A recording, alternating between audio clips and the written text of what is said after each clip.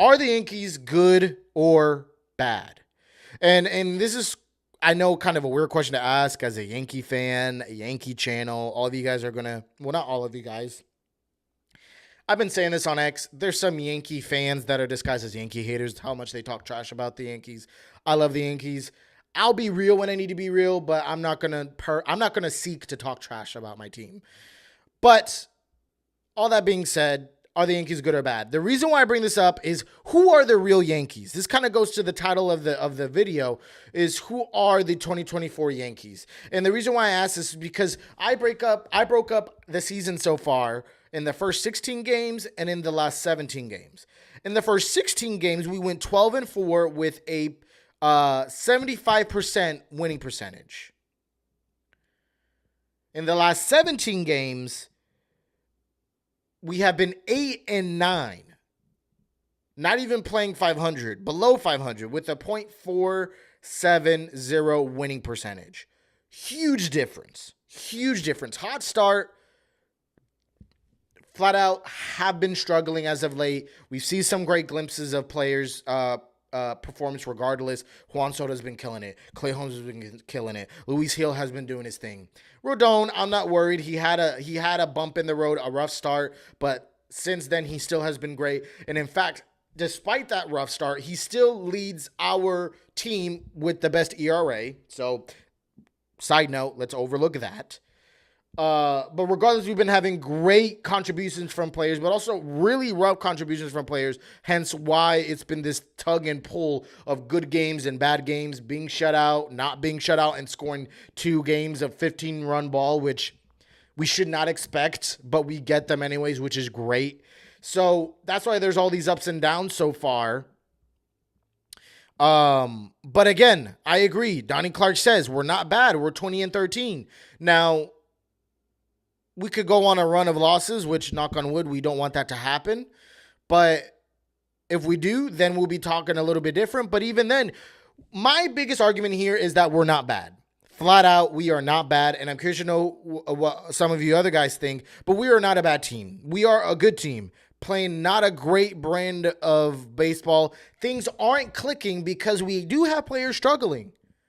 I promise you, if either Glaber or Judge just played to where we expect them to play, one of them, we'd be winning way more games. We wouldn't be having this stretch of under 500 ball. And on top of that, let's go to that 12-4 run. To have a winning percentage of 75% is, for the whole season, is irrational to expect, is delusional to expect. So for any Yankee fan to look at that run of 12-4 and be like, well, what happened to that Yankee team? No offense, that Yankee team never existed. We had a great run, and we are a good team, don't get me wrong.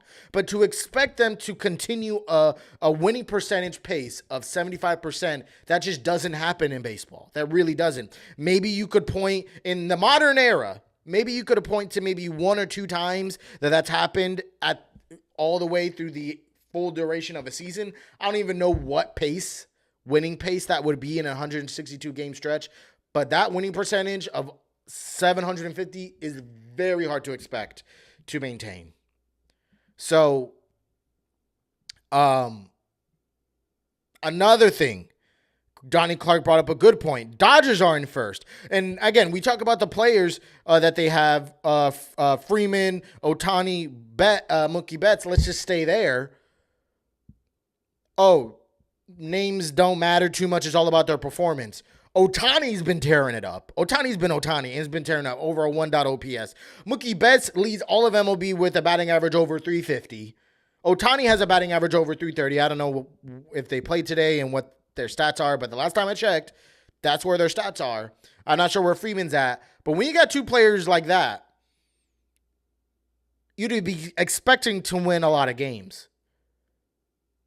They're 20-13 as well with their star-studded roster, with all the moves they made. Yamamoto has been turning it around and have been giving them good starts as well as of late. And they have a 20-13 record. So we also have a 20-13 record. We have our own stars as well. But we all know the Dodgers are something else.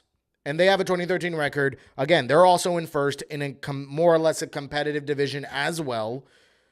We're in first, as far as I know. Or no, we're not in first. Actually, I forgot. We lost, so we are second. But we could win and we could change that. I know, right? Donnie Clark says, have the Dodgers fix the wall. I think they actually did. I think last year, towards the end of the season, they ended up putting a cushion on where that concrete slab was. So don't know if that helped much if you're running full speed at it, but exactly. Donnie Clark says, all the money spent in the offseason, but you can't fix a wall. I think they did, though, but you would expect that they would, like, I know hindsight's 2020, but you expect the Dodgers would have fixed that already. But that was funny. That was a good point, Donnie. Like that. But again, we are a good team. And I think we are a 20-13 team, hence why we had such a great start and maybe such a poor few games. It's just a market correction. I think we're even a little better than a 20-13 team, if I'm quite frank.